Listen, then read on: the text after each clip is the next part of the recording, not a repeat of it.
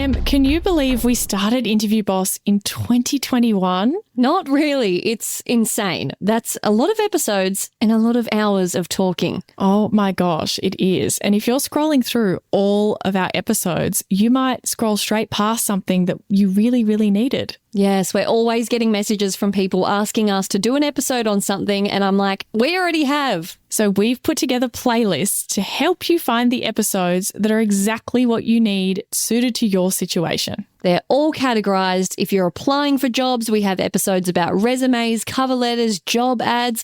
If you've been offered your dream job, we have episodes on resigning, exit interviews, and how to impress at your new company. And we even have a very special playlist that's very popular for if you have an interview coming up immediately and you need just our most recommended hard-hitting episodes between now and then. For all our last-minute listeners. It's all there for you. You can browse by category and check out all the playlists at interviewboss.com.au/podcast. It's like a toxic boyfriend. Like, it's too little too late. Like, you know? Hey everyone, and welcome back to Interview Boss.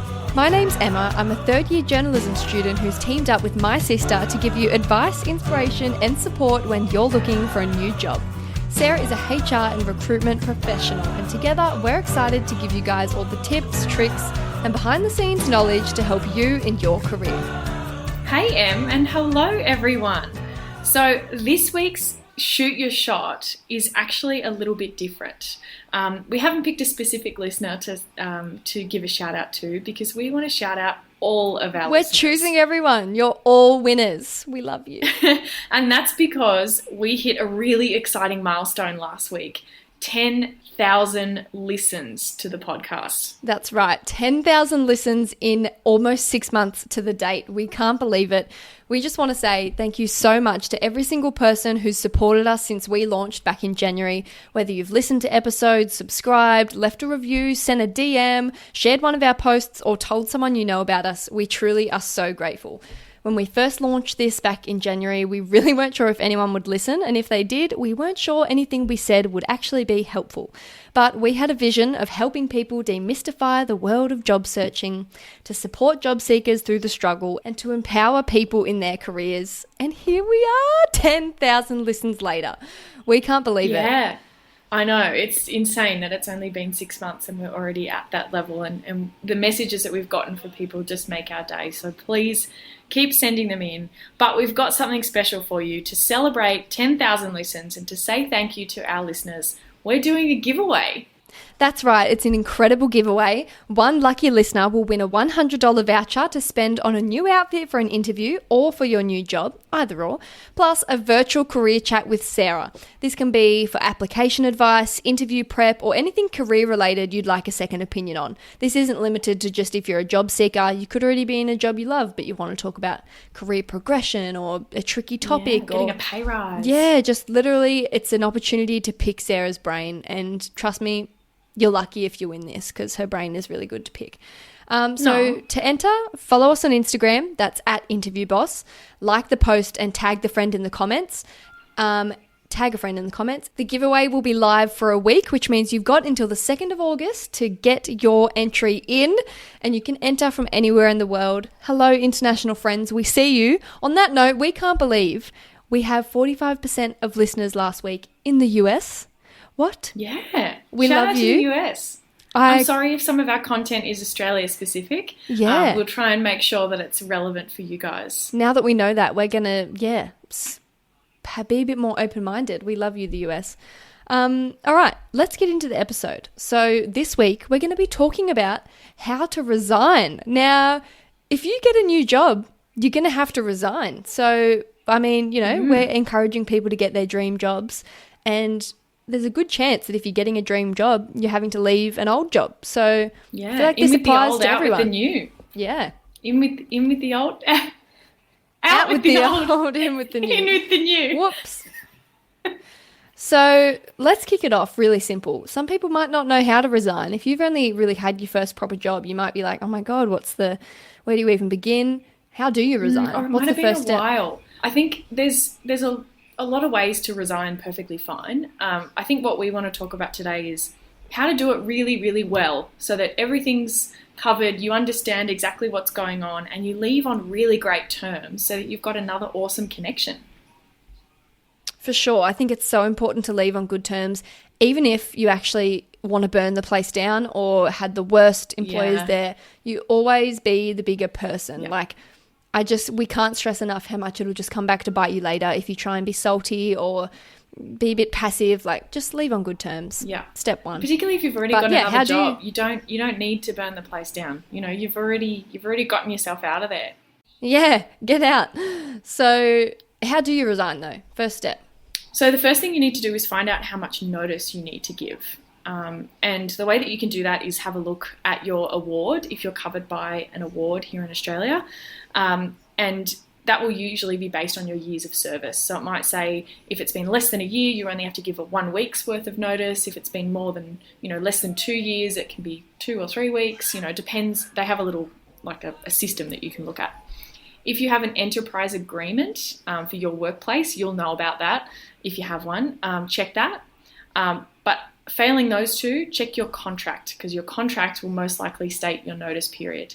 Most of the time, it will be either 2 or 4 weeks. Those are the most common that I would see. And if you're in your first 6 months, it might even be 1 week. And on contract note, this is funny. This episode's dedicated to my best friend. She was asking me like how long she should give or whatever. And I was like, yep, check your contract, whatever. She's like, oh, I don't actually have one. Like, workplace was a bit dodged, didn't ever get one to her. And I was like, oh, well, 2 weeks is the respectable thing to do. Yeah. But if you didn't even have a contract, 1 week you could get away with, considering it's not even. If you actually don't have an employment contract, you may not have to give any notice at all. But again, like considering, I told her you want to still leave on good terms, of course. Yeah. But I was like, it could be a week. Like, on that note. So keep that in mind. If it's a very blasé situation where nothing's very professional and set up, like, you do have more leeway to not give a heap of notice. Yeah. But obviously you want to keep in mind the good terms factor as well. Yeah. How long was it going to take them to train someone, or, what do you have left outstanding? If you're working in a role where everyone does kind of the same job, like you're in retail and stuff, you don't have to hand over to anyone, and you didn't have a contract, you could kind of say, is it okay if I just do the rest of the week, Yeah, for sure. So we've found out our obligations, how long we have to give, all of that. What happens if you don't give enough notice? If you were meant to give 2, you only gave 1. What are the implications of that? So first of all, obviously burning the bridge, reputational damage. I mean, if that employer is then going to have to scramble to try and work out what to do because you haven't given enough notice, it's going to taint your reputation a little bit. And I think you need to be mindful of that. They may also be able to withhold your wages for the amount that you didn't work. So say you were meant to give 3 and you only gave 2, they might be able to withhold 1 week of your wages because you didn't work that extra week. And that's not fun. You want your pennies. Yeah, that's right. And look, it depends on the award, and it has to be stated that they're allowed to do that. They can't withhold from your annual leave. But yeah, depending on your award, they might be able to withhold money. I don't see that happening very often. It's pretty rare. The main thing is that they're not going to be very happy about it. If you need to leave earlier though, let's say your new job wants you ASAP and your notice period's 4 weeks and you're asking, can I leave in 3? Just ask. Just say, hey boss, I understand, happy to give the 4 weeks, but they really want me as soon as possible. I think I can get everything done in 3. Do you think it's okay if I finish up on X date? And if they say yes, great. Like, if they agree, you're good, you're sweet, go. Yeah. And if you've had a good relationship, you're not leaving because there was any bad blood, like, chances are it's not going to be that big of a deal to them. Yeah. Like, and they're going to be And when understanding. Managers come to me as HR and say, oh, Sarah, so-and-so wants to leave early, what I normally say to them is, do you really want to force them to be here when they don't want to be here? How helpful are they going to be in that extra week that you force them to come in? Yeah. It's not worth it. So that's most likely the mindset that your employer will have, as long as they're pretty reasonable and level-headed. So have a conversation with them. See if you can arrange a date that works for you. And how do you bring it up with your boss? I know this is probably people's number one, like, oh my God, balking at the thought of having to say I'm leaving, like don't like confrontation. Yeah. Where do you even start? So you've got to go by what like happens in your workplace. So if I was in, let's use the retail example. If I was in retail, I'd wait for an opportunity to say, hey, do you mind if we have a chat, and duck out into the back room or something. Impromptu is what I'm saying. You don't really book in a meeting with your boss when you're in that kind of environment, right?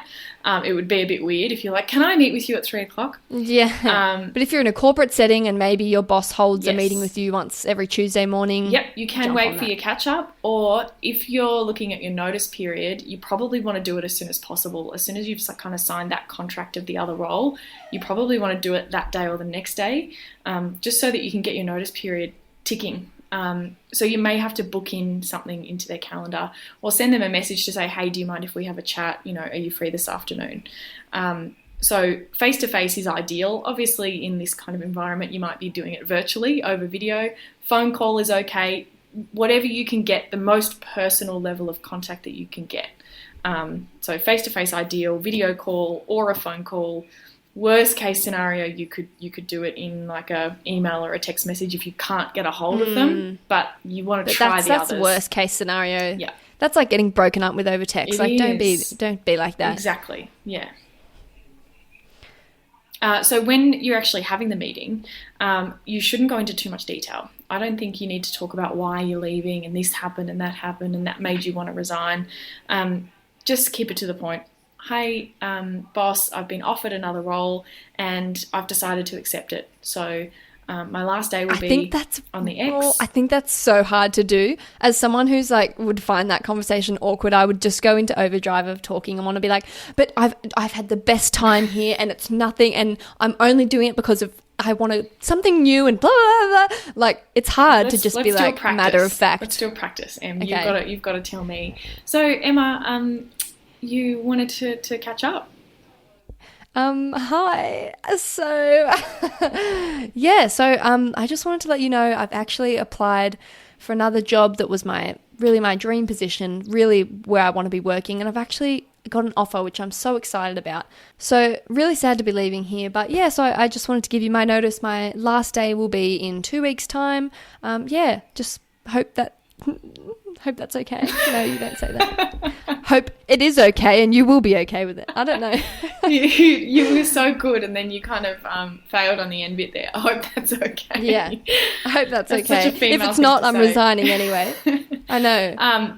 Yeah, I think that perfect. You can throw in a thank you for everything you've done for me. You know, if it wasn't for this role, there's no chance I would have been able to get that next role. You know, you can say something like that. Oh, you're a natural at resigning. I should have done it to you. The thing is, I've only ever resigned most of the time when I've been like relocating or leaving because I got a grad job which after feels uni. easier because you're like, you know, I'm making a career change. It feels a bit awkward when you're just like, this just wasn't cutting it, so I'm moving. Yeah. Like it sucks. It's a bit awkward, but yeah. Oh well, you got to look after yourself. Do what's best for you. Yeah. I Don't worry honestly about can't the big even remember the corporations. conversation. They'll replace you in a week. I can't even remember the most recent conversation I had to resign. I think I blocked it out of my memory. Yeah, not ideal. But yeah, keep it to the point. You've been offered another role. Super succinct. Next question. Do I need to write a letter? Yes, you do. It doesn't have to be like an actual printed letter or anything like that. It can be an email. It's the same thing. But you need to put something in writing after that conversation. Yeah. Cover your ass. Again, text message is fine. You know, anything in writing that you can refer back to. Personally, I feel like a printed letter would make me feel less awkward because you can be like, I just wanted to give you this. It's actually a resignation letter. Yes. It just feels a bit more like tangible. You have a purpose, stops you from blabbing. Yep. They will glance down at it and read it. Like, and you print can off a letter, hand honestly. over. Yeah, and if you're in person, that's really helpful. Obviously, over the phone and on video, you're not going to be able to do that. But if it helps you to print out a letter, definitely, I agree. It can be a bit of a prompt for you to go in with. Yeah. You need the things that you need to say are the date that you're giving them the letter. So you'd say, you know, today's the 8th, my last day will be the 16th, whatever. That's the most important part of it. You need to specify my last day of employment will be X. A lot of people don't do that and they just say, I'm giving 2 weeks. And then HR or the boss has to kind of count and it's like, hold on, did they mean that day or the day after? Do you count from the day that they gave it to you or the day, just tell them your last day will be X. It's just going to clear everything up. And we've actually put together a template for this letter.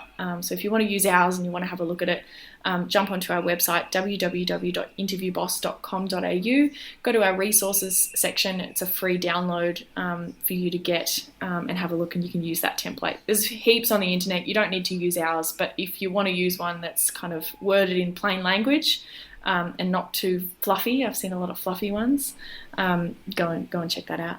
So you've resigned, and now when it comes to communicating to the team, telling the rest of the workplace or whatever, let your boss handle that. Yeah, I think most of the time a boss will want to have a few days before it goes public just to talk to their boss about it, to make plans with what they're going to do with your role, to tell people, all that kind of thing. Again, depends a little bit where you are. But most likely you'll need to kind of keep it to yourself for a couple of days. So if you'd like to start talking about it, I would check in with your boss and just say, are you happy for me to tell so-and-so? We're trying to make plans for the next few months, and I think it's important that they know. Are you going to announce it to the team, X, Y, Z? But you need to leave it in their hands as to how they do it, because they're going to want to control this, not you. And when you're working still in your 2-week or however long it is notice period, can you still take leave in that period? Is that allowed? Yes, you can. Sometimes you might find where you've already got leave booked and, that's going to cross over into your notice period. That can happen. Your leave can be part of your notice period if you want it to be. Again, how's that going to look if you're like, so I've got 2 weeks leave booked in August and I've had that booked for ages, and that's going to be my notice because I'm not coming back. Bad taste, but if it's a genuine 2 days because it's a wedding or it's something that's been booked in for ages. Yeah, totally. That's fine. And if you want to apply for new annual leave, look, they have to agree as an employer to let you take that leave. So I would, if that was me, I would probably reject it in someone's notice period unless they had a really good reason. Sick leave, obviously you're still entitled to your sick leave, but make sure you have supporting documentation. So chucking a few sickies and just sitting at home on the couch, again, not a just great get look. A doctor's certificate. Yeah. We want to leave on good terms. Yeah. And also, can we get paid out instead of working the notice? So this is something that I've encountered with a lot of people who really, really misunderstand this concept. So an employer will decide whether to pay out your notice. You cannot ask them to. So you need to give the notice first. So say you need to give 4 weeks. You have to give 4 weeks, and then the employer will decide whether they're happy to let you work it or not.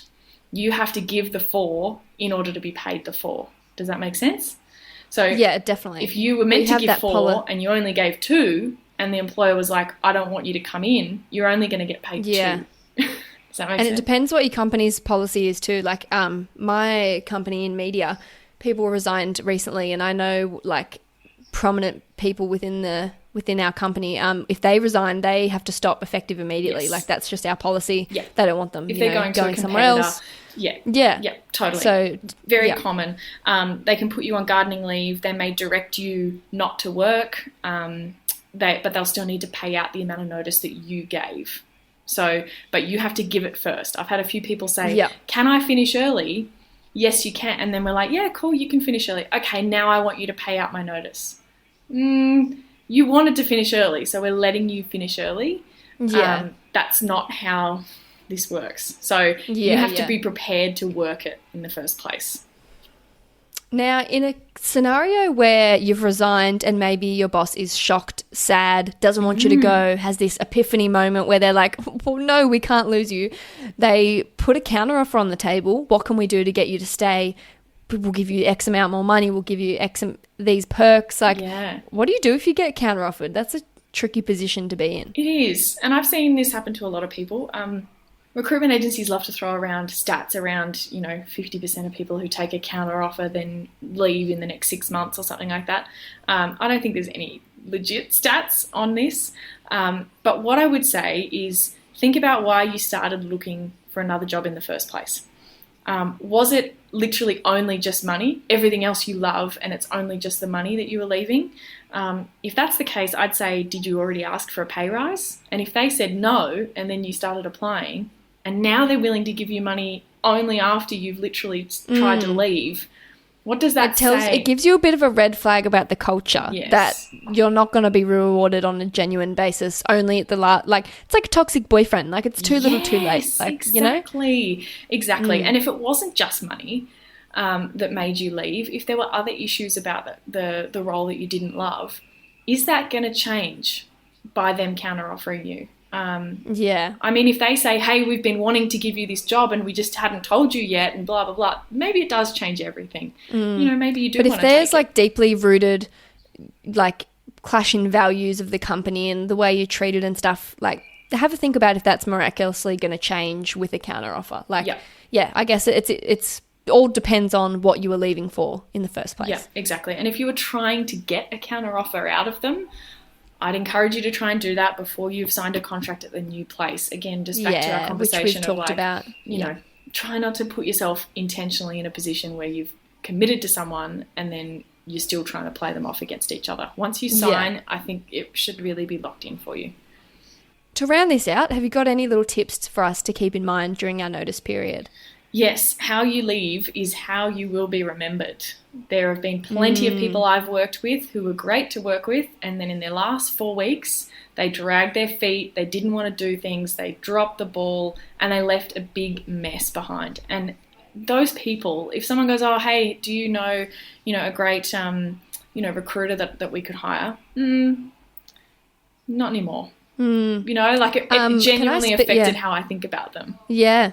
Let me speak on that for a minute. I remember in my when I finished up my full-time job because I was moving to uni, the end of me finishing up was just the most painful 2 weeks because I was training someone and I had to completely like write down every single detail of how to do my job. Like I'm talking like where to save that document and then the 10 folders listed for I remember coming home to Dad and being like, I am exhausted. Like when I started this job, I had none of this and I struggled and had to figure it out. And now it's all just getting handed to this person. Like I didn't have any of that. And Dad's like, yeah, but you're leaving it in a better place than when you started. Like they'll remember that, blah, blah, blah. Oh, and like he's right. But at the time, I was like, this is unfair. Like I had to just be thrown in the deep end. Can't they figure it out? But anyway, you will be remembered because now they rave about me. They love me. I was the best worker they ever had. They probably still have that handbook and they've probably used it to train the next person. Yeah. 100%. I always think I describe it as this feeling. It's like when you leave a holiday and the holiday's over, but you've still got to get all the way back home. So you've still got to get a flight and then a bus and then a train. How and whatever. True. It's like that shit bit at the end where you're like, I know it's actually over, but I've still got to go to the end. Don't we know that to be true? From our Bali travels, we had been through it. We were both so sick, and getting from Bali back to Sydney and then in an Uber and back to Sarah's house was like, I think we aged 40 years. Like we were on the brink of death. Wow. That's what your notice period's analogy. like. But it's like you're limping to the finish line. You're on the home stretch, but you still have to, you're not done yet. Yeah. And I think you might also be invited for an exit interview. So keep that in mind. It's nothing like sus or whatever. Don't freak out about it. We'll probably do a whole episode on exit interviews like on their own and how to kind of approach that.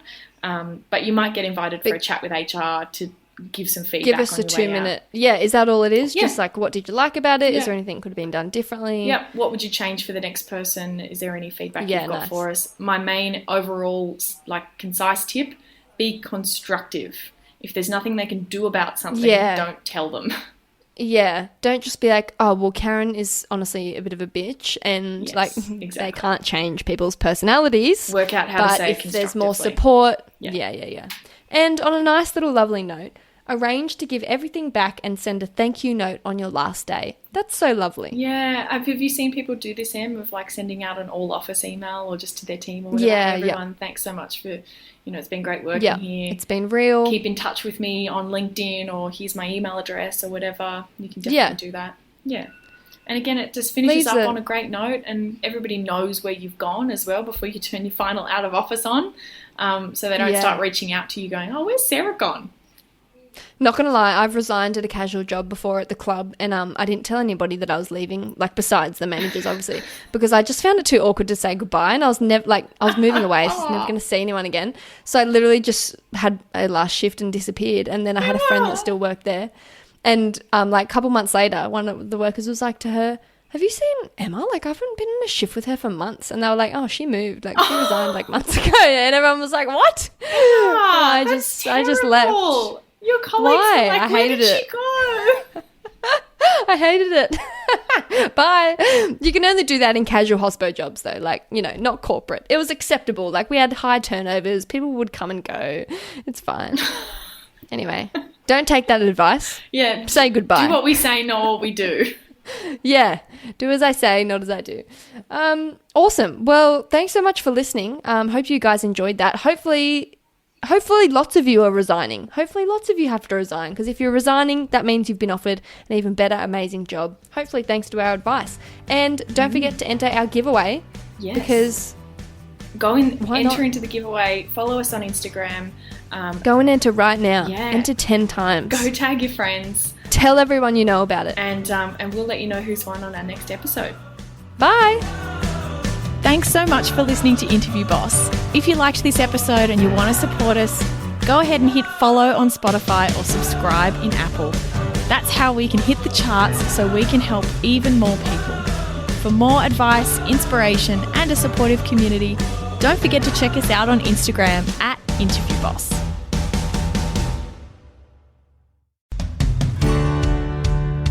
If we've been your job search besties and helped you in some way, there's a cool way you can support the show. Shout us a virtual coffee. We get a huge kick out of reading all of your success stories. Head to buymeacoffee.com/interviewboss and shout us a cuppa. If you keep us caffeinated, we can keep the content coming.